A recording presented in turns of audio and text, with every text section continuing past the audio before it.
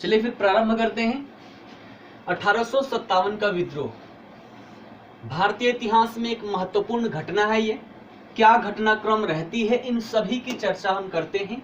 सबसे पहले इसकी पृष्ठभूमि को देखेंगे कि 1857 की जो क्रांति थी, विद्रोह था, आखिर क्या कारण था कि इतने बड़े स्तर पर यहाँ पर विद्रोह हुआ, है ना। उन सभी के कारणों को देखेंगे और ये कक्षा करने के पश्चात आप प्री के साथ साथ मेंस के भी उत्तर लिखने में सक्षम हो पाएंगे।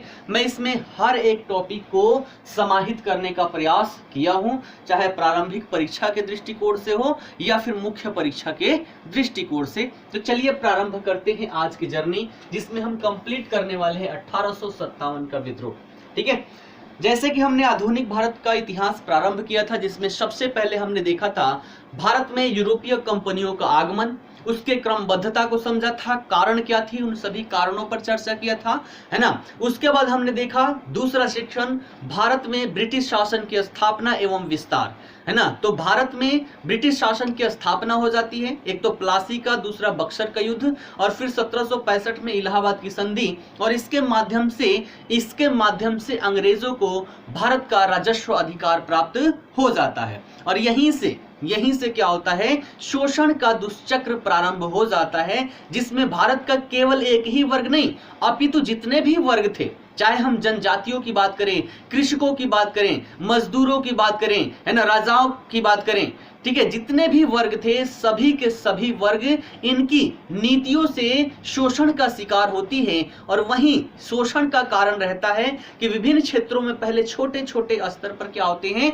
विद्रोह होते हैं। ठीक है, लेकिन अंतिम समय में देखें तो 1857 की क्रांति जो थी, ये एक बृहद स्तर पर देखने को मिलता है। इसी का आज हम चर्चा करने वाले हैं पूरे डिटेल में। ठीक है, तो एक एक विषय वस्तु पर हम चर्चा करते हुए चलेंगे। ठीक है, सबसे पहले इसकी पृष्ठभूमि देखते हैं, है ना। तो यहां पर हमने क्या देखा था कि भारत में ब्रिटिश शासन की स्थापना होती है। ब्रिटिश शासन की स्थापना होती है, जो कि एक व्यापारिक कंपनी थी, और कोई भी व्यापारिक कंपनी होती है उसका मुख्य उद्देश्य होता है ज्यादा से ज्यादा लाभ अर्जन करना।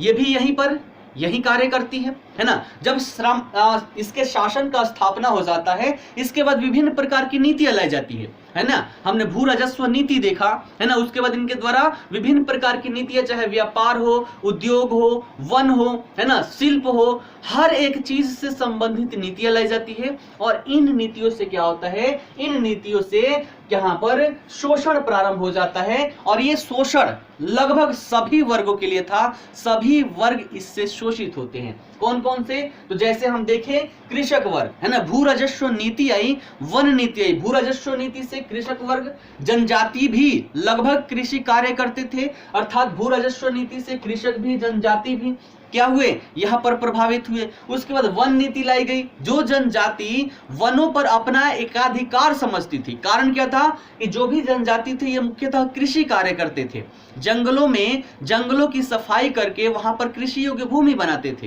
है ना, वहां पर फसलों का उत्पादन करते थे, वहां पर अपने पशुओं को चराया करते थे और उसी के माध्यम से अपना जीवन यापन करते थे। लेकिन अंग्रेजों के द्वारा यहाँ पर जो वन नीति लाई जाती है, भू राजस्व नीति लाई जाती है, इन सभी के माध्यम से चाहे कृषक हो, जनजाति हो, इन सभी का हित प्रभावित होता है। और इनका जो अधिकार ये समझा करते थे वनों पर, ये अधिकार यहाँ पर छीन जाते हैं। उसके बाद राजाओं की बात करें, है ना, राजाओं का अपना एक छत्र अधिकार था, है ना, अपने साम्राज्य में क्या था, अपना शासन प्रशासन था। लेकिन अंग्रेजों की नीतियों की वजह से क्या हुआ, इनका अधिकार यहां पर समाप्त हो जाता है। सैनिकों की बात करें तो सैनिकों के अधिकार, जमींदारों का अधिकार, जमींदारों किस प्रकार से, तो भू राजस्व नीति में क्या था कि भैया डेट फिक्स कर दिया गया, उस दिन के सूर्य ढलने से पहले तक अगर आप राजस्व नहीं चुकता करते हैं, नहीं अदा करते हैं, इसी स्थिति में क्या होगा, आपका जमींदारी आपसे छीन ली जाएगी, है ना। तो कई तरीकों से लगभग सभी वर्ग, व्यापारी, शिल्पी, सभी के सभी वर्ग यहाँ पर क्या होते हैं, प्रभावित होते हैं। परिणामतः विभिन्न क्षेत्रों में अंग्रेजों के खिलाफ पहले क्षेत्रीय स्तर पर छोटे छोटे विद्रोह यहाँ पर देखने को मिलते हैं, जिसको हमने पिछली कक्षा में चर्चा किया है ना। छोटे छोटे यहाँ पर स्थानीय स्तर पर विद्रोह प्रारंभ हो गए, लेकिन छोटे स्तर पर होने के कारण अंग्रेजों के द्वारा उसको आसानी से दबा दिया गया। है ना, अंग्रेजों ने इसको आसानी से दबा दिया गया। लेकिन देखा जाए जो इनके द्वारा शोषण की नीतियां लाई जाती है, वो शोषण की नीतियां जो थी, जितने भी वर्ग थे उन सभी वर्गों के अंदर एक ज्वाला सी भड़का रखी थी। बस कारण था उसमें एक चिंगारी लगाने का और वो विस्फोट कर जाता, है ना। तो जितना भी शोषण नीति थी इनकी, शोषकपूर्ण नीति, ये पहले से ही सभी वर्गों के मन में एक चिंगारी, है ना, एक चिंगारी की आवश्यकता थी जो इस ज्वाला को भड़का दे। और ये चिंगारी कहां से आती है, आप सभी को पता है, जो इस विद्रोह का तत्कालीन कारण था।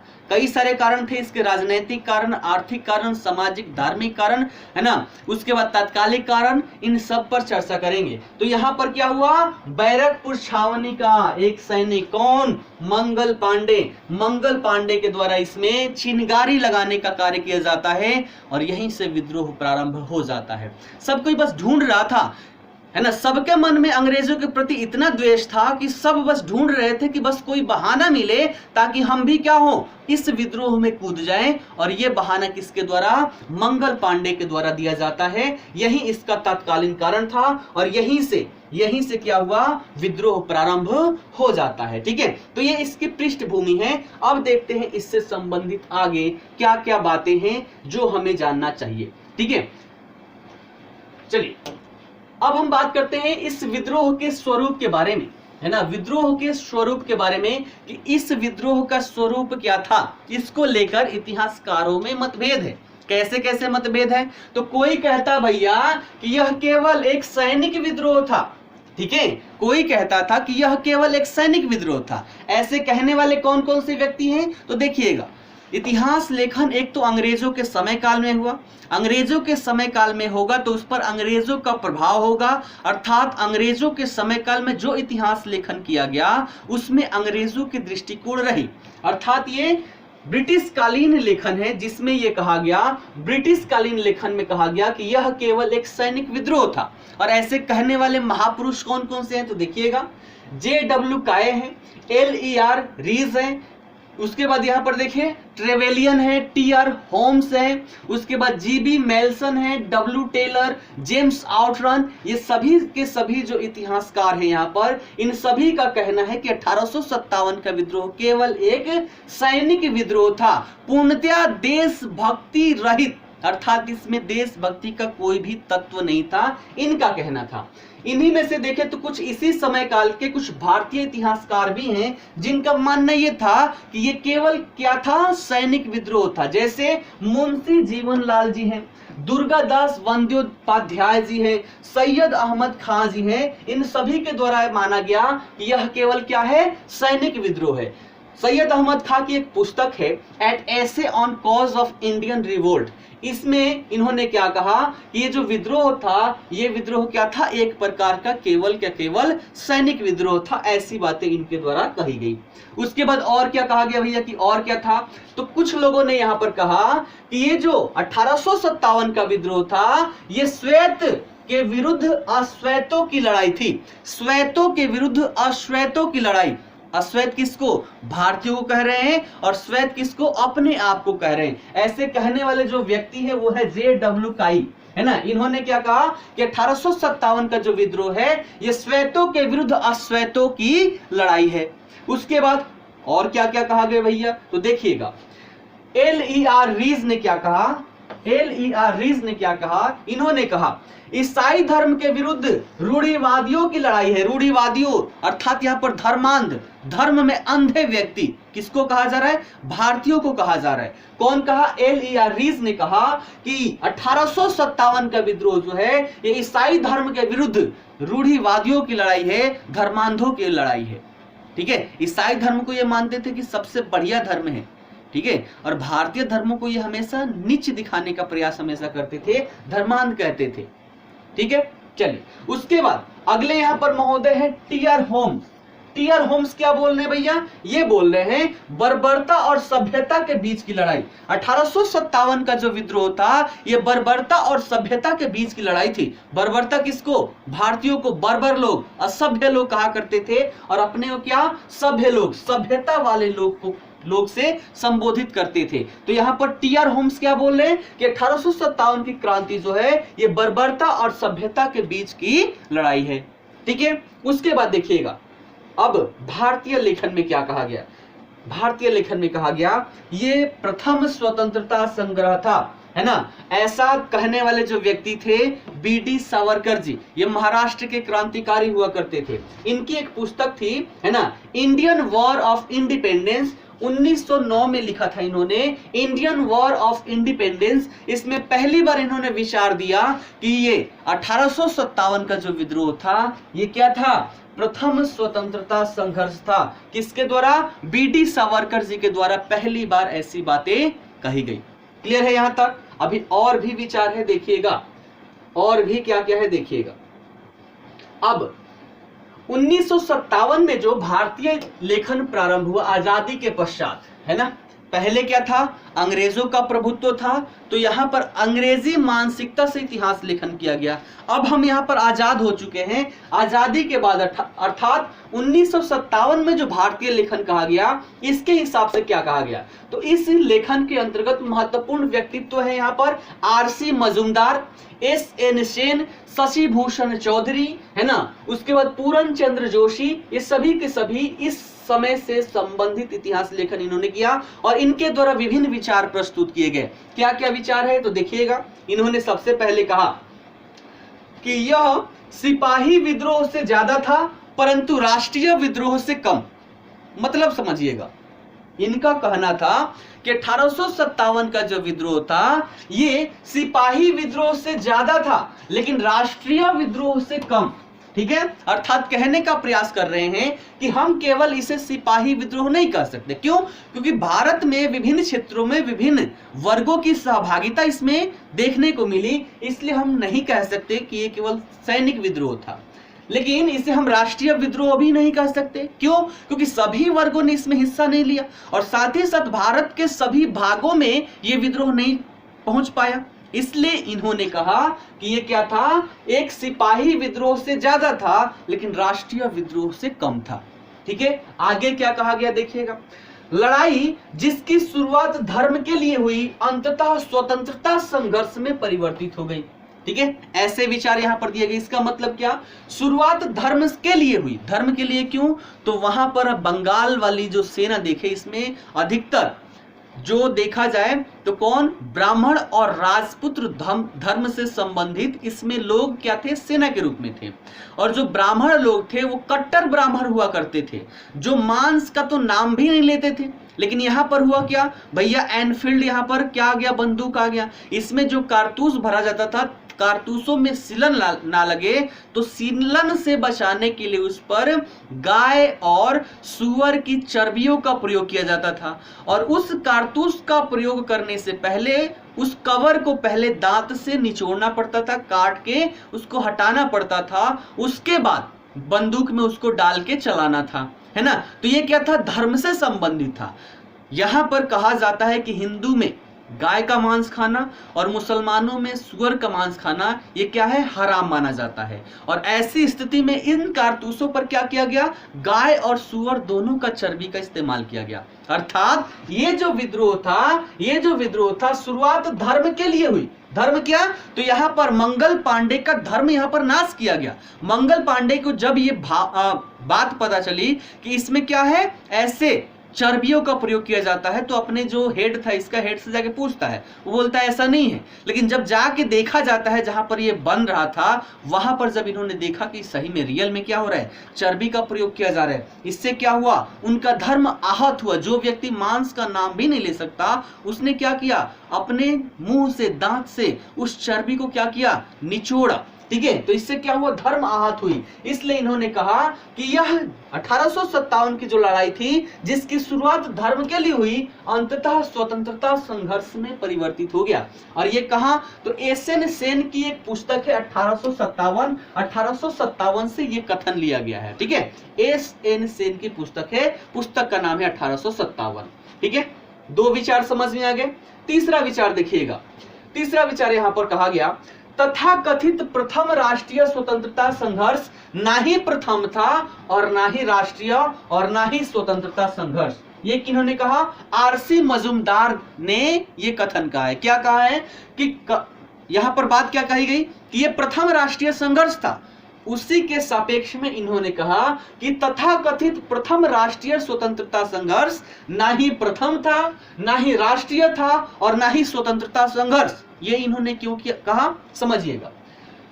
पहले यहां पर विचार आया प्रथम राष्ट्रीय संघर्ष था, इसको इन्होंने बोला नहीं, ये ना ही प्रथम था। प्रथम राष्ट्रीय संघर्ष यानी कि प्रथम राष्ट्रीय संघर्ष नहीं था, इससे पहले भी बहुत सारे हो चुके थे, हमने देखा पीछे, है ना, तो उसको डिटेल में नहीं बताऊंगा। आगे की जो 2 लाइनें इसको समझाता हूं। ना ही राष्ट्रीय था, अर्थात इन्होंने कहा कि ये जो राष्ट्रीय भी नहीं था, 1857 का विद्रोह राष्ट्रीय भी नहीं था। क्यों कहे भैया?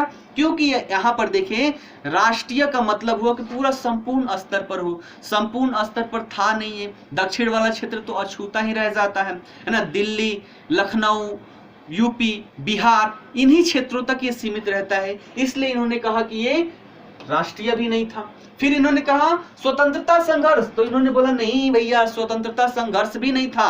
कारण क्या था? क्योंकि यहां पर स्वतंत्रता के लिए कोई भी यहां पर विद्रोह नहीं कर रहा है, सबके अपने अपने हित यहां पर क्या हुए थे?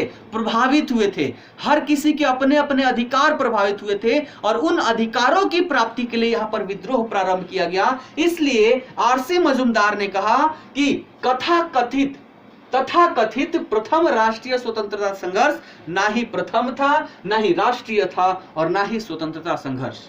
क्लियर है? ये बात समझ में आ गई। तो ये था 1957 में भारतीय लेखन। अब बात करते हैं 1980 के दशक में जो इतिहास लेखन हुआ उसमें कैसे कैसे विचार प्रस्तुत किए गए। ठीक है, तो देखिएगा, इसमें कहा गया इस समय जो भी इतिहास लेखन हुआ उसमें 1857 के विद्रोह के लिए स्वतंत्रता संघर्ष के रूप में बल दिया गया कि भैया ये जो विद्रोह था ये स्वतंत्रता संघर्ष के रूप में था, इस पर बल दिया गया। उसके बाद अखिल भारतीय घटना के रूप में प्रस्तुत करने का प्रयास किया गया कि अखिल भारतीय घटना थी, लेकिन थी नहीं थी। अभी हम इसकी आलोचना भी करेंगे, है ना, इसकी आलोचना भी करेंगे, दोनों पक्षों को देखेंगे ताकि जब भी आपको उत्तर लेखन करना हो दोनों पक्षों को अच्छे से समझ के कर पाए। ठीक है, तो पहला क्या था कि स्वतंत्रता संघर्ष के रूप पर बल दिया गया, अखिल भारतीय घटना के रूप में प्रस्तुत करने की दृष्टि रखी गई। कब के? तो 1980 के दशक के इतिहास लेखन में। उसके बाद सीए बेली की बात करें तो इनका विचार क्या था कि यह देशभक्ति की भावना से प्रेरित विद्रोह था। 1857 का विद्रोह देशभक्ति की भावना से प्रेरित विद्रोह था जिसका विकास भूमि और संस्कृति के जुड़ाव के कारण हुआ था। अर्थात भूमि और संस्कृति, कारण क्या था? अंग्रेजों के द्वारा भू राजस्व नीति, है ना, इन सभी के माध्यम से बाहरी जो तत्व था वो जनजातीय क्षेत्रों में इनका एंट्री होता है, इससे इनका धर्म भी प्रभावित होता है। इसलिए इन्होंने कहा कि यह देशभक्ति की भावना से प्रेरित विद्रोह था जो इसका विकास भूमि और संस्कृति से जुड़ाव के कारण हुआ था। ठीक है, कार्ल मार्क्स का एक विचार है, अंतिम देख लीजिएगा। इन्होंने कहा कि यह एक राष्ट्रीय विद्रोह था। तो 1857 के विद्रोह के लिए कार्ल मार्क्स के द्वारा क्या कहा गया कि 1857 का विद्रोह क्या था? राष्ट्रीय विद्रोह था। क्लियर है बातें? तो प्रकृति समझ में आ गई। प्रकृति को लेकर इतिहासकारों में कैसे कैसे मतभेद है, सभी के द्वारा क्या क्या विचार दिए गए, उन सभी पर मैंने यहां पर प्रकाश डालने का प्रयत्न किया है। क्लियर है? आगे बढ़े, चलिए आगे बढ़ते हैं। अब देखिएगा, अब हम बात करते हैं कि कुछ लोग यहां पर 1857 के विद्रोह को राष्ट्रीय विद्रोह के रूप में मानते हैं, है ना, स्वतंत्रता संघर्ष के रूप में मानते हैं, और कुछ लोग इसको नहीं मानते। तो दोनों ने अपने अपने क्या तर्क दिए इसकी चर्चा करते हैं। सबसे पहले देखते हैं कि जो भी लोग यहाँ पर 1857 के क्रांति को राष्ट्रीय विद्रोह माना, स्वतंत्रता संघर्ष के रूप में माना, उन्होंने क्या तर्क दिया और किन तर्कों के आधार पर इसको राष्ट्रीय स्वतंत्रता संघर्ष का, है ना, राष्ट्रीय स्वतंत्रता संघर्ष के रूप में परिभाषित करने का प्रयास किया है। तो देखिएगा, यहाँ पर महत्वपूर्ण व्यक्तित्व कौन है? तो बीडी सावरकर जी है, जवाहरलाल नेहरू जी हैं, अबुल कलाम आजाद जी हैं, कटप्पी सीतारमैया जी हैं, है ना। ऐसे जो लोग हैं इनके द्वारा कहा गया कि 1857 का विद्रोह क्या था? राष्ट्रीय विद्रोह था, स्वतंत्रता संघर्ष था। और ऐसी बात कहने के लिए इन्होंने क्या प्रूफ दिया, है ना, क्या विचार दिया? तो देखिएगा, एक एक विचार की हम यहाँ पर बात करते हैं। सबसे पहला इसका लक्ष्य था अंग्रेजी शासन की समाप्ति, है ना, लक्ष्य तो ये था अंग्रेजी शासन की समाप्ति करना है। कारण क्या था? क्योंकि अंग्रेजी शासन के द्वारा विभिन्न वर्गों को शोषित किया जा रहा था, है ना, इसलिए लक्ष्य क्या था कि अंग्रेजी शासन की समाप्ति करना। ये इन्होंने तर्क दिया और इसके आधार पर कहा कि क्या है, स्वतंत्रता संघर्ष है। और इन्होंने क्या कहा भैया, तो इसमें स्वतंत्रता की दृष्टि है ना, कितना दृष्टि था हम आगे अभी इसकी आलोचना भी करेंगे, है ना। लेकिन इन्होंने क्या कहा भैया कि इसमें स्वतंत्रता की दृष्टि थी, इसलिए ये क्या था, राष्ट्रीय विद्रोह था। राष्ट्रीय भावनाओं से एकता था, है ना, लोगों में जो एकता दिखाई पड़ा वो क्या था, राष्ट्रीय भावनाओं से एकता यहाँ पर जागृत हुई थी, ऐसा इन्होंने तर्क दिया। उसके बाद हिंदू मुस्लिम एकता देखने को मिला, क्योंकि विद्रोह में हिंदुओं ने भी भाग लिया, मुसलमानों ने भी भाग लिया, है ना। विद्रोह में क्या किया गया, यहाँ पर मुगल सम्राट बहादुर शाह जफर को क्या किया गया, यहाँ पर अपना शासक नियुक्त किया गया, ठीक है। तो सेना में हिंदू लोग, शासक किसको मान लिया गया भैया, तो यहाँ पर मुस्लिम व्यक्ति को मान लिया गया। तो इन सब आधारों पर कहा गया कि हिंदू मुस्लिम एकता इसमें देखने को मिली, सभी वर्गों में एकता देखने को मिली, है ना। इस विद्रोह के दौरान सभी वर्गों में एकता देखने को मिली, ऐसी बातें यहाँ पर कही जा रही है। बहादुर शाह जफर को भारत का सम्राट घोषित किया जाना, इन सब के आधार पर इन्होंने कहा।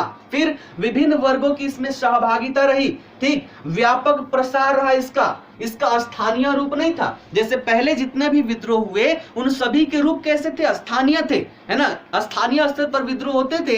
अंग्रेजों के द्वारा छोटी सी टुकड़ी वहां पर सेना की भेज के आसानी से उसको दबा दिया जाता था। लेकिन ये जो 1857 का क्रांति था, इसका स्थानीय स्वरूप नहीं था, क्या था भैया, तो इसका व्यापक प्रसार था। तो ये सभी आधार पर, उसके बाद व्यापक स्तर पर एकता यहाँ पर थी, और एकता के प्रतीक के रूप में क्या था, कई बार पूछा गया है, तो रोटी और कमल, है ना, कमल और रोटी का प्रयोग किया गया, और इसके आधार पर लोगों में एकता जागृत करने का प्रयास किया गया। तो इन सभी आधारों पर ऐसे ऐसे विचार इनके द्वारा प्रस्तुत किया गया, और इन विचारों के आधार पर कहा गया कि 1857 का क्रांति राष्ट्रीय संघर्ष था, ठीक है, राष्ट्रीय संघर्ष था। इसके संदर्भ में इतनी सारी बातें यहां पर कही गई।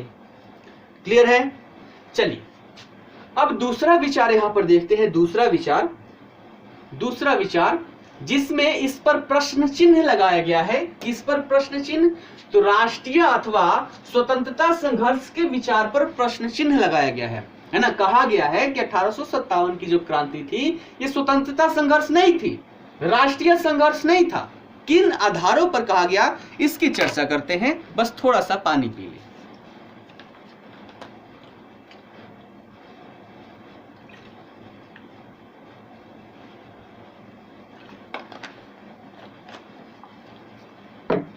ठीक है, चलिए देखिएगा इन्होंने क्या तर्क दिया, किसके आधार पर कहा, तो देखिएगा इसमें इन्होंने कहा सबसे पहली बात कि इसमें 1857 के विद्रोह में सभी सिपाहियों ने हिस्सा नहीं लिया, सिर्फ बंगाल रेजिमेंट के सिपाहियों ने हिस्सा लिया। और बंगाल रेजिमेंट के भी सभी सिपाहियों ने नहीं बल्कि कुछ सिपाहियों ने लिया। अगर यहाँ पर राष्ट्रीय संघर्ष होता, है ना, राष्ट्रीय स्वतंत्रता संघर्ष होता, राष्ट्रीय विद्रोह होता, तो इसमें सभी सैनिकों के द्वारा हिस्सा लिया जाता, केवल बंगाल रेजिमेंट के नहीं, और बंगाल रेजिमेंट के ही कुछ सैनिकों के द्वारा नहीं, है ना। तो पहला तर्क इन्होंने क्या दिया कि इसमें सभी सिपाहियों ने हिस्सा नहीं लिया, सिर्फ बंगाल रेजिमेंट के सिपाहियों ने हिस्सा लिया, और बंगाल रेजिमेंट के भी कुछ सिपाहियों ने यहाँ पर हिस्सा लिया था। ऐसी बातें यहाँ पर कही गई, और इनके आधार पर इन्होंने कहा कि स्वतंत्रता संघर्ष था ही नहीं।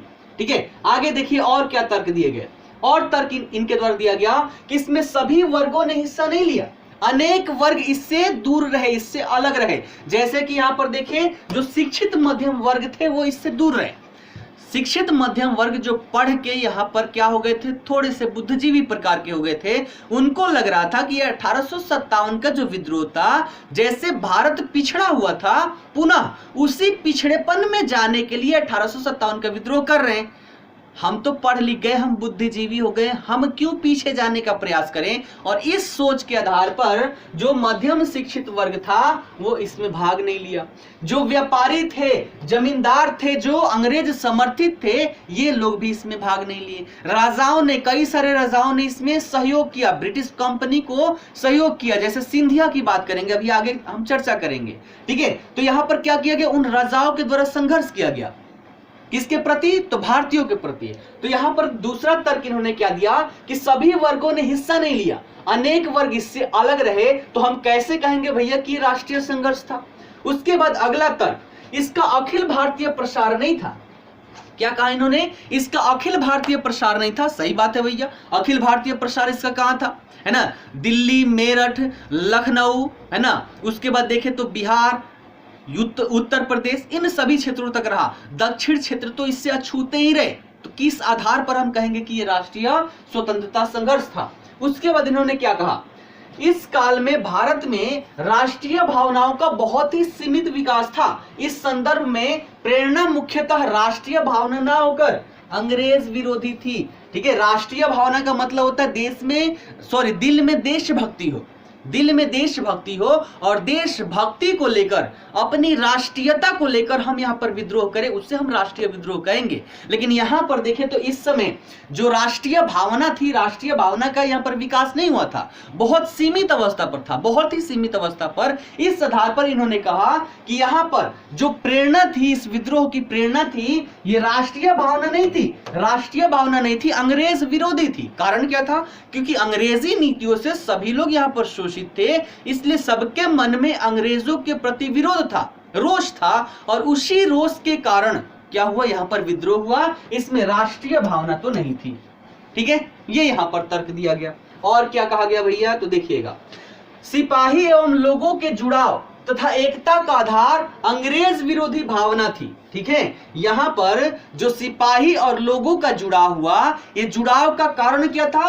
अंग्रेज विरोधी भावना। ठीक है, कारण क्या था? क्योंकि अंग्रेजी नीतियों से सभी के सभी वर्ग प्रभावित हुए थे, चाहे हम सेना की बात करें, लोगों की बात करें, किसानों की, जनजातियों की, मजदूर की, शिल्पियों की, जमींदारों की, राजाओं की, सभी के सभी अंग्रेजी नीतियों से शोषित थे।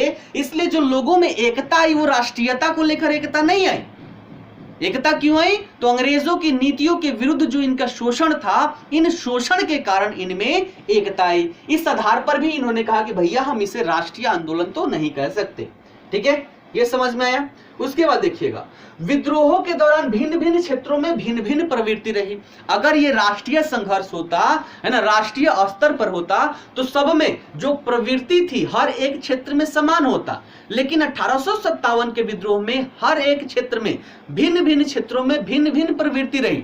कहीं पर सेना का शोषण हुआ तो सेना के द्वारा अपने तरीके से यहां पर विद्रोह किया जा रहा है। राजाओं का शोषण हुआ, जैसे दत्तक पुत्र था, है ना, कुप्रशासन के आधार पर। उसके बाद देखें तो यहां पर जो दत्तक पुत्र थे, तो दत्तक पुत्र को यहां पर शासक के रूप में अंग्रेजों ने नहीं माना, उनका क्या कर लिया, पूरा अधिकार छीन लिया। तो विभिन्न क्षेत्रों में देखें विभिन्न विभिन्न प्रकार की इसमें प्रकृति रहती है, समान प्रकृति नहीं रहती है। तो हम कैसे कह ले कि यहाँ पर राष्ट्रीय भावना थी? जैसे असहयोग आंदोलन की बात करें, इसे हम राष्ट्रीय आंदोलन कहते हैं, क्योंकि पूरे भारत में जहां भी ये असहयोग आंदोलन प्रारंभ किया गया, सबका स्वरूप क्या था? समान था। लेकिन इसमें कोई भी स्वरूप, किसी का भी स्वरूप समान नहीं था। जिसका जिस प्रकार से शोषण था, उस प्रकार से उसने प्रतिक्रिया दिया था। इसलिए इन्होंने कहा कि भिन्न भिन्न क्षेत्रों में भिन्न भिन्न इसकी प्रवृत्ति रही। तो हम कैसे कह ले कि इसमें क्या था, इसको हम राष्ट्रीय स्वतंत्रता संघर्ष मान ले? इस आधार पर भी इन्होंने नहीं माना। उसके बाद इन्होंने कहा कि कमल और रोटी के आधार पर एकता पर प्रश्न चिन्ह इन्होंने उठाया कि कमल रोटी जो यहाँ पर रखा गया प्रतीक चिन्ह, इन चिन्ह के आधार पर कितना एकता यहाँ पर स्थापित किया गया, इस पर भी प्रश्न चिन्ह है। तो इसके आधार पर भी इन्होंने इसको नकारा है। क्लियर है? और आगे देखिएगा, और आगे क्या कहा गया, और आगे यहाँ पर कहा गया कि अनेकों ने अंग्रेजों का साथ दिया और विद्रोह के दमन में भूमिका निभाई। ठीक है, अर्थात जो वर्ग था, विभिन्न वर्ग इसमें सम्मिलित नहीं था। कई सारे वर्ग जो थे, उन्होंने क्या किया, अंग्रेजों का साथ दिया ताकि इस विद्रोह का दमन हो जाए। जैसे कई सारे देशी रियासत थे, इन सभी देशी रियासतों के द्वारा विद्रोह का सपोर्ट ना करके अंग्रेजों का सपोर्ट किया जाता है। कारण क्या? क्योंकि अंग्रेजों से उनको फायदा था भैया, है ना, अंग्रेजों से उनको फायदा था, तो सपोर्ट किसका किए? अंग्रेजों का। उसके बाद देखिएगा, उसके बाद इस काल में राष्ट्रीयता का विकास बहुत ही सीमित था। इस काल में राष्ट्रीयता का विकास बहुत ही सीमित था, इसलिए इस काल में विद्रोह और आंदोलनों का स्वरूप राष्ट्रीय नहीं समझा जा सकता। राष्ट्रीयता का विकास देखें तो प्रारंभ होता है राजा राम मोहन राय से, लेकिन देखा जाए तो राष्ट्रीयता का भावना पूर्ण रूप से कब विकसित होता है? 1870 के दशक से, है ना। और जब कांग्रेस की स्थापना यहाँ पर हो जाती है तो कांग्रेस के मंच के माध्यम से राष्ट्रीयता का बड़े स्तर पर यहाँ पर विकास हो जाता है। उसके बाद के जो यहाँ पर विद्रोह होंगे, अर्थात भारतीय राष्ट्रीय कांग्रेस के स्थापना के बाद के जो भी आंदोलन होंगे उन सभी को हम राष्ट्रीय आंदोलनों के श्रेणी में रखेंगे। ठीक है, ठीक है। चलिए, उसके बाद देखिएगा राष्ट्रीयता की भावना की वही जो मैंने बात बताया वो सारी चीजें यहाँ पर लिखा हुआ है। 19वीं सदी के उत्तरार्ध में 1870-80 के दशक में और उसके बाद के काल में राष्ट्रीय चेतना को बल मिला और धीरे धीरे ये जितने भी आंदोलन थे इन सभी का स्वरूप क्या हो जाता है? राष्ट्रीय हो जाता है। चलिए, यहाँ पर दिलीप जी ने बोला है कि एकता का अभाव था उस समय। एकदम अभाव था। अगर भारत में एकता होती, राजाओं में एकता होती तो अंग्रेजों की क्या मजाल थी कि आके भारत में अपने शासन स्थापित कर लेते। लेकिन भारत में एकता क्या है? आज भी एकता नहीं है। 5 पड़ोसी है, एक पड़ोसी को कोई दूसरा आके मार रहा है तो 4 बस देखेंगे, सोचेंगे हमें थोड़ा ना मार रहा है, हमें मारता तो हम जाते। लेकिन अगर वो सोच ले कि भैया पड़ोसी ही है, भले ही हम में लड़ाई हो रही है लेकिन पड़ोसी पर जब आंच आई है, दूसरा कोई आकर मार रहा है, ऐसे में हमें एकता दिखाना चाहिए। तो अगर एक बार जबरदस्त उसकी कुटाई कर दे जो बाहर से आया है, फिर वो दोबारा सोचने से भी घबराएगा। वो सोचे भले ही आपस में लड़ते हैं लेकिन एक हैं, इसलिए लड़ाई करके खतरा मोल नहीं लेना है। यही सिचुएशन थी भारत में, है ना। अलग अलग क्षेत्रों में अलग अलग राजा हुआ करते थे। अंग्रेज एक को कूटते थे, बाकी 5-6 खड़े होकर देखते थे कि मजा आ गया, हमारा दुश्मन था उसको अंग्रेजों ने क्या किया, अच्छा सबक सिखाया है, मजा आ गया, हमें थोड़ा ना कुछ किया, हम क्यों जाए। पता चला कि महीने दिन बाद उसका भी वही हाल हुआ। और यही सिचुएशन रहा कि धीरे धीरे भारत में ब्रिटिश साम्राज्य की स्थापना हुई और स्थापना के साथ ही विस्तार यहाँ पर होने लग गया। ठीक है, तो ये समझ में आ गया। दोनों पक्ष हमने देख लिया। अगर प्रश्न आया, अगर मुख्य परीक्षा में प्रश्न आता है कि 1857 का विद्रोह एक स्वतंत्रता संघर्ष था, आलोचनात्मक परीक्षण करें तो दोनों पक्षों पर आप चर्चा करेंगे। दोनों पक्षों में मैंने बहुत सारे पॉइंट आपको दे दिए हैं, आप अच्छे से इस पर 500 शब्द भी लिख सकते हैं। गीतू जी बोल रहे सर इंडियन पोस्ट इंडिपेंडेंस भी पढ़ाएंगे सर क्या? देखिए, इंडियन पोस्ट इंडिपेंडेंस नहीं मुख्य परीक्षा का विषय है और आप लोग क्या कर रहे हैं, क्रैश कोर्स प्रारंभिक परीक्षा का, तो इस यहाँ पर इंडियन पोस्ट इंडिपेंडेंस नहीं होगा। ठीक है, अक्की जी बोल रहे हैं लेकिन 1857 की लड़ाई से ही सभी में एकता का जन्म हुआ। एकता का भी जन्म नहीं हुआ ना भैया। ठीक है, इसके कुछ पॉजिटिव प्रभाव भी देखा जा सकता है। कई सारे पॉजिटिव सारे प्रभाव तो मैंने यहाँ पर दिखाया आप लोगों को, है ना। इसमें एकता भी देखने को मिली, विभिन्न वर्गों ने इसमें हिस्सा लिया। तो जब पॉजिटिविटी दिखानी हो तो 2-3 उसमें से निगेटिविटी निकाल के सारी पॉजिटिविटी यहाँ पर दिखा दीजिए। और जब निगेटिविटी की बात हो तो पूरा दिखा दीजिए, भैया ये लो जो पहले हमने छिपाया था आप सामने ले लो। ठीक है ना। चलिए, जो भी चर्चा होगी, जो भी मन में प्रश्न उठते हैं, साइड में नोटबुक पर लिख लीजिए।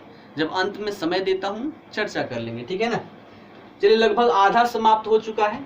हमने क्या क्या देख लिया, तो इस विद्रोह को किन किन स्वरूपों में लोगों के द्वारा कहा गया, इतिहासकारों के द्वारा कहा गया, वो हमने देखा।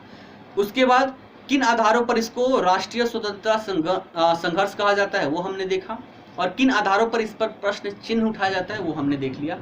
अब आते हैं आगे, अभी बहुत कहानी बाकी है। ठीक है ना। चलिए, अब बात करते हैं जिसका सबको इंतजार रहता है, 1857 के विद्रोह का मुख्य कारण। 1857 के विद्रोह का मुख्य कारण कि भैया मुख्य कारण क्या क्या था।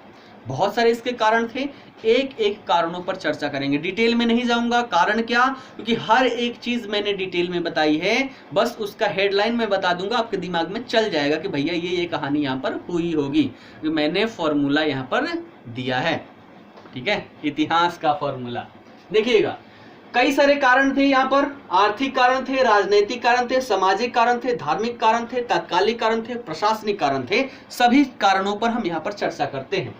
सबसे पहला यहाँ पर देखें तो पहला कारण क्या था भैया, आर्थिक कारण था। आर्थिक कारण क्या था, तो जो ब्रिटिश नीतियां थी, ब्रिटिश नीतियां यहाँ पर क्या थी, जिम्मेदार थी। हमने जितनी भी नीतियां देखे जितने भी नीतियां, चाहे भूमि से संबंधित हो, वन से संबंधित हो, उद्योग से संबंधित हो, निर्गमन हो, रेलवे हो, है ना, जितनी भी नीतियां रहती है, औद्योगिक नीति, व्यापारिक नीति, इन सभी नीतियों के माध्यम से क्या हुआ, भारत को बेहद, जितने भी वर्ग थे सभी वर्गों को बेहद चोट पहुंचा। जैसे जितनी भी ब्रिटिश नीतियां थी वो सभी के सभी यहाँ पर जिम्मेदार थी, जिसकी वजह से यहाँ के उद्योग बर्बाद हो गए, भारतीय व्यापार बर्बाद हो गए, मजदूर वर्ग शोषित हुआ, कृषक वर्ग शोषित हुआ, कृषक का वाणिज्यीकरण कर दिया गया। उसके बाद यहाँ पर देखिए जनजातीय यहाँ पर शोषित हुए। उसके बाद जो कृषि का वाणिज्यीकरण हुआ, इसके परिणाम स्वरूप बारंबार यहाँ पर दुर्भिक्ष, अकाल देखने को मिला, निर्गमन हुआ, यहाँ पर भारतीय संसाधनों का दोहन हुआ, भारत एक कच्चे माल निर्यातक के रूप में स्थापित हो गया। ये सभी इसके आर्थिक कारण थे, जिसकी वजह से क्या हुआ, जिसकी वजह से 1857 का विद्रोह हुआ। ठीक है, सबको मैंने डिटेल में बताया है।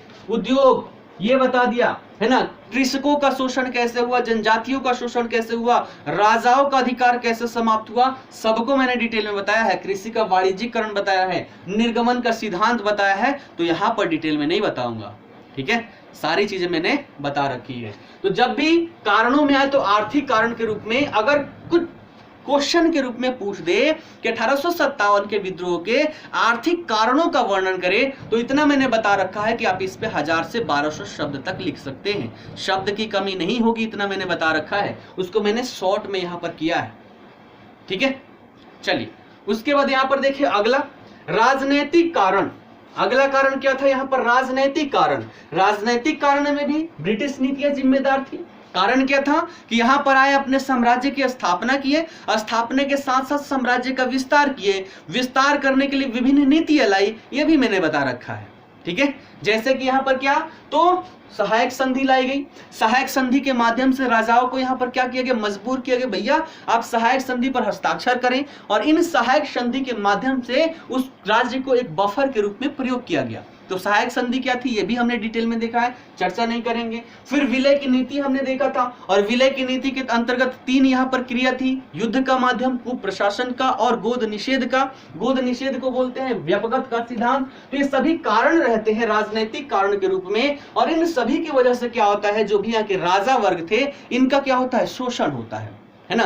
इसके माध्यम से, व्यपगत के सिद्धांत के माध्यम से, जो भी राजा यहां पर हुआ करते थे उनके जो दत्तक पुत्र थे, दत्तक पुत्र को राजा का अधिकार नहीं दिया गया, और इसके माध्यम से क्या हुआ, जब भी उस राजा की मृत्यु हुई उस साम्राज्य को ब्रिटिश साम्राज्य में मिला लिया गया।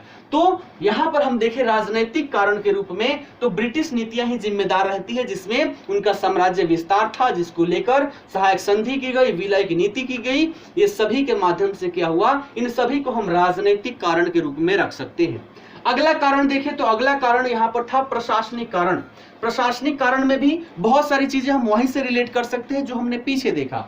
जैसे कि यहाँ पर कंपनी के प्रशासन में भ्रष्टाचार था, पुलिस में भ्रष्टाचार था, है ना, अधिकारियों के द्वारा भ्रष्टाचार किया जा रहा था। इसको आप कहां से जोड़ सकते हैं, जो हमने कृषक आंदोलन देखा था, जनजातीय आंदोलन देखा था, तो उसमें जब भी इन पर सबसे पहले शोषण किया गया तो ये कहां पहुंचते थे, भैया प्रशासन के पास, कि भैया हमें न्याय चाहिए। न्याय के बदले में इसको मिलता था, ये सपोर्ट करते थे जमींदारों का, अंग्रेज समर्थित अधिकारियों का। तो देखा जाए हर जगह यहाँ पर क्या था, भ्रष्टाचार था, बड़े स्तर पर शोषण किया जा रहा था, और इन सभी को हम कहाँ रख सकते हैं, प्रशासनिक कारणों में रख सकते हैं। इसको भी हमने बड़े ही डिटेल में देखा है। ठीक है, उसके बाद अगला कारण था यहाँ पर सामाजिक धार्मिक कारण। इसको भी हमने देखा था, है ना, कहां से जोड़ सकते हैं, तो वही जनजातीय क्षेत्रों से जोड़ सकते हैं, इसके अलावा विभिन्न क्षेत्रों से जोड़ सकते हैं। जैसे कि सबसे पहले हमने यहाँ पर देखा, इनके द्वारा श्वेत प्रजातीयता का सिद्धांत लाया गया, अर्थात जो भी श्वेत लोग थे अपने आप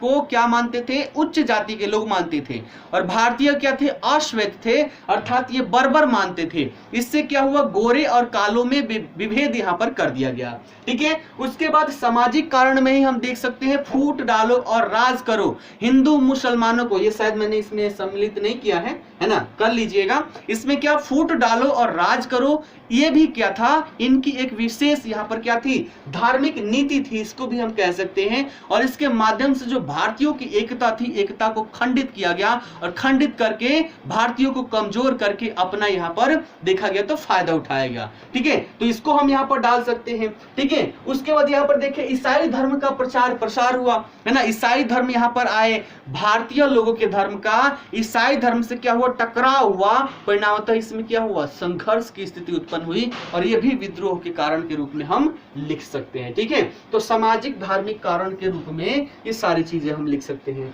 अब आते हैं तत्कालीन कारण के रूप में। तत्कालीन कारण की अगर बात करें तो तत्कालीन कारण क्या था, वही चर्बी वाला कारतूस, है ना, चर्बी वाला कारतूस था। यहां पर नई रॉयल एनफील्ड टाइप की बंदूकें लाई गई, जिसमें जो कारतूस भरे जाते थे उस कारतूस में सीलन ना लगे, सीलन से बचाने के लिए यहां पर गाय और सुअरों के चर्बी का एक लेप लगा दिया जाता था, है ना, किसके ऊपर, कारतूस के ऊपर। और कारतूस को प्रयोग में लाने से पहले उसको दांत से जो लेयर था चर्बी का, दांत से पहले उसको फाड़ना पड़ता था, है ना, उस लेयर को हटा के फिर कारतूस को भरना पड़ता था रॉयल इनफील्ड बंदूक में, है ना।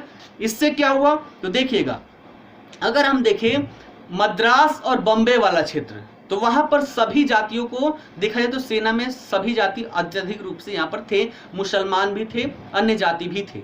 लेकिन हम देखें यहाँ पर बंगाल वाला जो रेजिमेंट था, बंगाल की सेना थी, इसमें अधिकतर ब्राह्मण और राजपूत धर्म से संबंधित लोग सेना के रूप में भर्ती थे।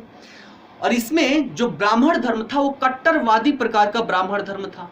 नाम भी लेने से पाप होता था, नाम लेने के बाद वो गंगा जल छिड़क के क्या करता था, अपने आप को पवित्र करता था, है ना। ऐसी स्थिति में मंगल पांडे ये भी क्या था, एक कट्टर ब्राह्मणवादी धर्म से संबंधित था।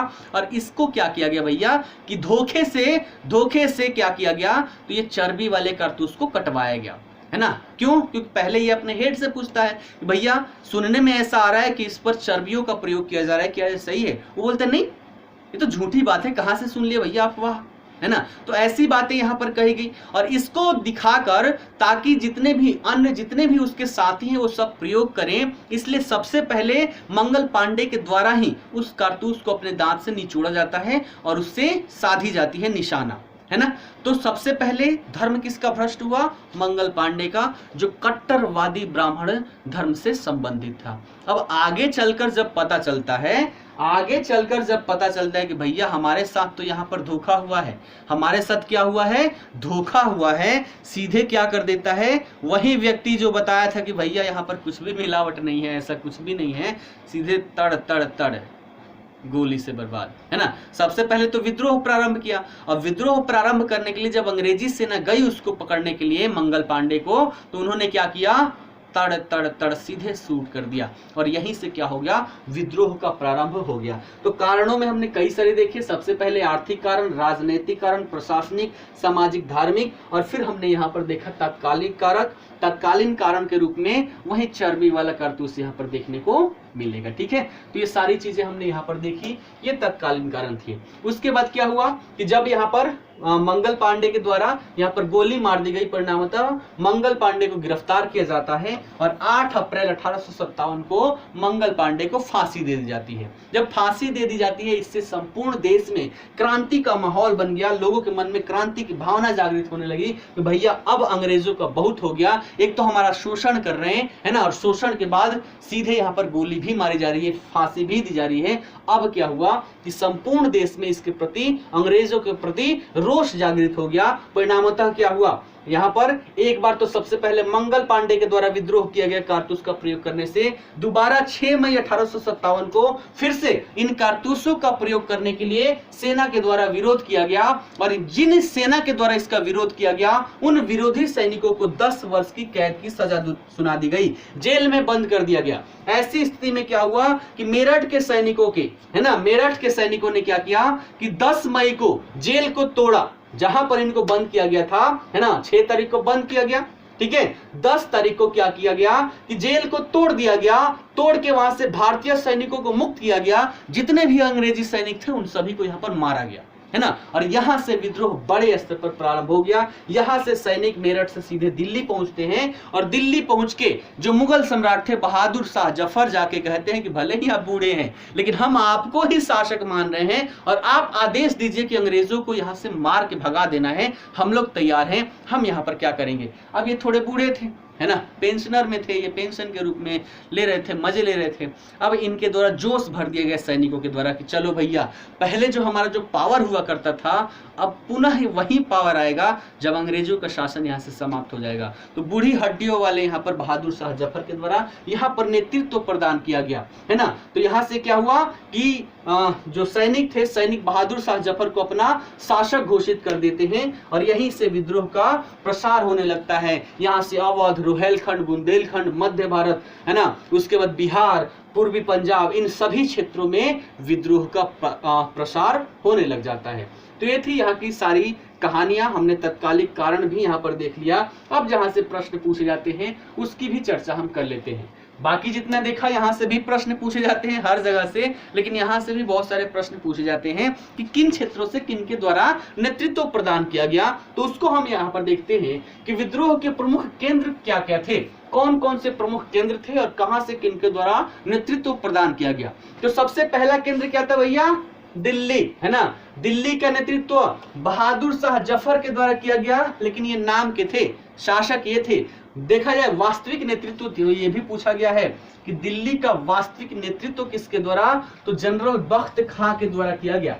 किसके द्वारा, जनरल बख्त खां के द्वारा। तो पहला केंद्र हमने देख लिया दिल्ली, नेतृत्व बहादुर शाह जफर, और वास्तविक नेतृत्व की बात करें तो जनरल बख्त खां के द्वारा यहाँ पर वास्तविक नेतृत्व किया गया। ठीक है। दूसरा क्षेत्र देखे कानपुर, तो कानपुर में नाना साहेब के द्वारा, है ना। नाना साहब कौन थे, तो वहां के जो अंतिम पेशवा थे बाजीराव द्वितीय, उन्हीं के दत्तक पुत्र थे। और जब यहाँ पर शासक बनते हैं तो राजा जो ब्रिटिश थे वो इनको राजा मानने से इनकार कर लेते हैं और इनका क्षेत्र का विलय कर लेते हैं। तो ये कारण रहता है जो वहां पर विद्रोह यहाँ पर प्रारंभ किया जाता है। तो कानपुर में नाना साहेब के द्वारा क्या किया गया, नेतृत्व प्रदान किया गया। उसके बाद देखिए लखनऊ में, तो लखनऊ में सबसे ज्यादा इसको पूछा गया है, किसके द्वारा, बेगम हजरत महल के द्वारा। बेगम हजरत महल के द्वारा लखनऊ में नेतृत्व प्रदान किया गया, है ना। यहाँ पर देखें तो 4 जून 1857 को विद्रोह प्रारंभ हुआ। देखा जाए तो विद्रोह के अंतर्गत क्या हुआ, तो बेगम हजरत महल ने एक मिनट,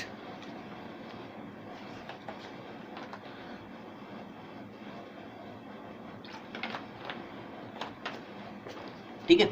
तो लखनऊ के विद्रोह के अंतर्गत क्या किया गया, बेगम हजरत महल के जो पुत्र थे विजरिश कादिर, इनको लखनऊ का नवाब घोषित कर दिया जाता है। और साथ ही साथ एक तो ब्रिटिश सरकार तो चली रही थी, साथ ही साथ ये अपना समानांतर सरकार की यहाँ पर स्थापना कर लेते हैं। ठीक है।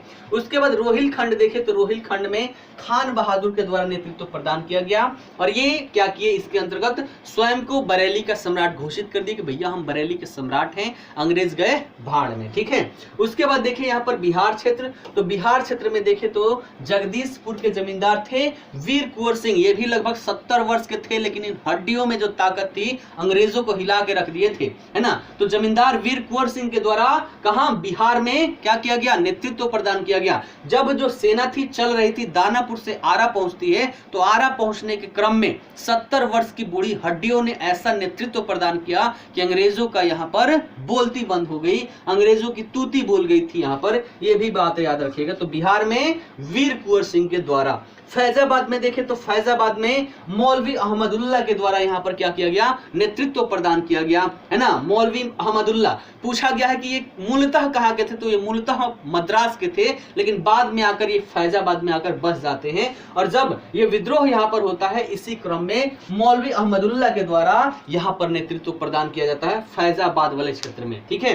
तो ये भी बात याद रखिएगा। उसके बाद देखें तो यहाँ पर सबसे महत्वपूर्ण क्षेत्र, खूब लड़ी मर्दानी थी, झांसी वाली रानी थी, है ना।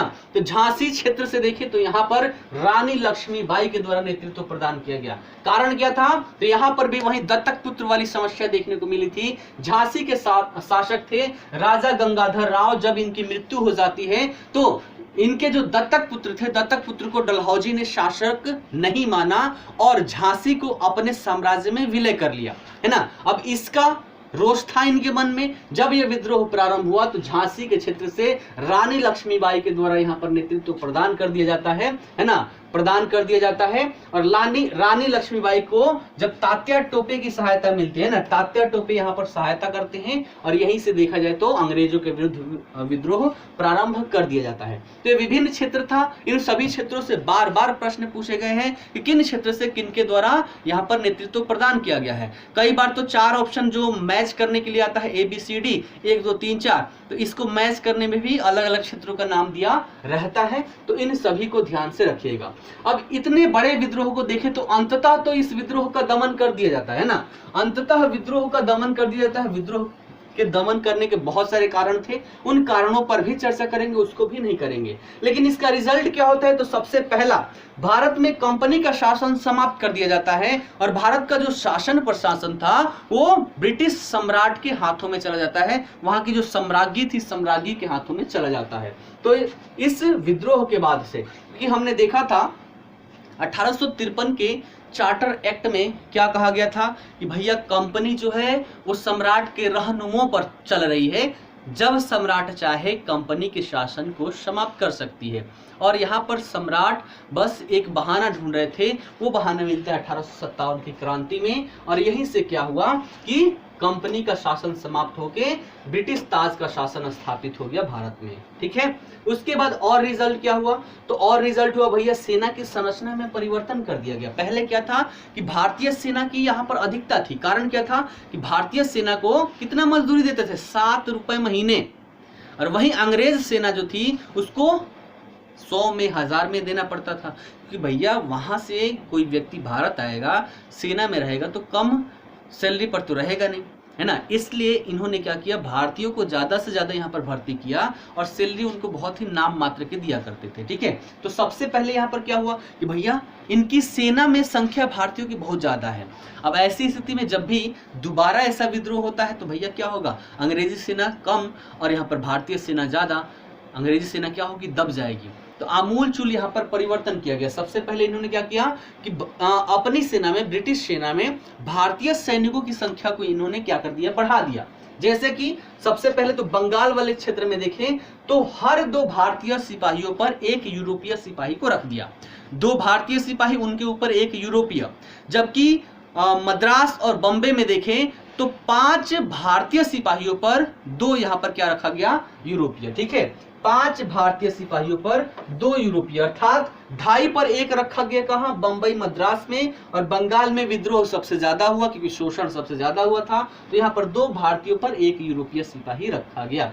ठीक है, क्लियर है। तो यहाँ पर अनुपात क्या था, 2:1 और यहाँ पर 2.5:1। ठीक है, ऐसे याद रखिएगा। और क्या हुआ भैया, तो जो प्रमुख शाखा थी उन शाखा से तो भारतीयों को सीधे निकाल दिए। जैसे कि तोप वाला था, अब इनको लगा जब भी विद्रोह होगा भैया तोप में अगर भारतीय रहेंगे सीधे उड़ा देंगे, है ना। तो ऐसे क्षेत्रों से क्या कर दिया गया, भारतीयों को हटा दिया गया। तोप खानों का प्रमुख केवल के केवल यूरोपियों को यहाँ पर बना दिया गया। ठीक है, तो ये परिवर्तन सेना में किया गया। और शासन प्रशासन में क्या हुआ, तो कंपनी के शासन को समाप्त करके ब्रिटिश ताज के हाथों में भारत का शासन प्रशासन चला जाता है। ठीक है, चलिए अब ये अंतिम पेज है, इस पेज के माध्यम से हम समझने का प्रयास करते हैं कि आखिर इतना बड़ा विद्रोह असफल क्यों हो गया, क्या कारण थे कि 1857 का विद्रोह यहाँ पर असफल हो गया। तो देखिएगा, सबसे पहला कारण, इसमें सभी वर्गों ने भाग नहीं लिया। अगर सभी वर्गों ने भाग लिया होता तो इसकी संख्या ज्यादा होती, लेकिन सभी वर्गों ने भाग नहीं लिया। अधिकतर वर्ग जो थे वो क्या किए, तो यहाँ पर अंग्रेजों का सपोर्ट किए। जैसे बड़े जमींदार जो थे, महाजन थे, व्यापारी थे, आधुनिक शिक्षित वर्ग थे, अधिकतर भारतीय शासक जो थे, जो ब्रिटिश कंपनी की मदद के लिए तैयार थे, उनके द्वारा क्या किया गया, ब्रिटिश कंपनी को मदद किया गया, ना कि यहाँ पर विद्रोहियों के। जैसे कि पटियाला का शासक, सिंध का शासक, कश्मीर का शासक, ग्वालियर का शासक, है ना, इंदौर का शासक, इंदौर में होलकर था, ग्वालियर में सिंधिया, है ना। ये सभी के सभी क्या थे, ये सभी के सभी ऐसे शासक थे जो भारतीय विद्रोहियों का सपोर्ट नहीं किया, अंग्रेजों का सपोर्ट किया। तो पहला कारण क्या था यहाँ पर कि सभी वर्गों ने भाग नहीं लिया, ये पहला कारण था विद्रोह के असफल होने का, है ना। दक्षिण भारत का क्षेत्र देखे तो वो इससे प्रभावित ही नहीं हुआ। ठीक है, उसके बाद देखे तो यहाँ पर क्या था, संगठित एवं एकात्मक विचारधारा का यहाँ पर अभाव था। ठीक है, अलग अलग क्षेत्र में अलग अलग भावनाओं के साथ विद्रोह किया जा रहा है, संगठन नहीं था। और जहां पर संगठन ना हो वो क्या होता है, विद्रोह कमजोर हो जाता है। एक लक्ष्य यहाँ पर था ही नहीं, हर क्षेत्र में अपना अपना लक्ष्य लोग लिए पड़े, यहाँ पर विद्रोह कर रहे हैं। तो ये भी इसके क्या असफल होने का एक मुख्य कारण के रूप में देख सकते हैं। अगला कारण, संपूर्ण देश में इसका प्रसार नहीं था।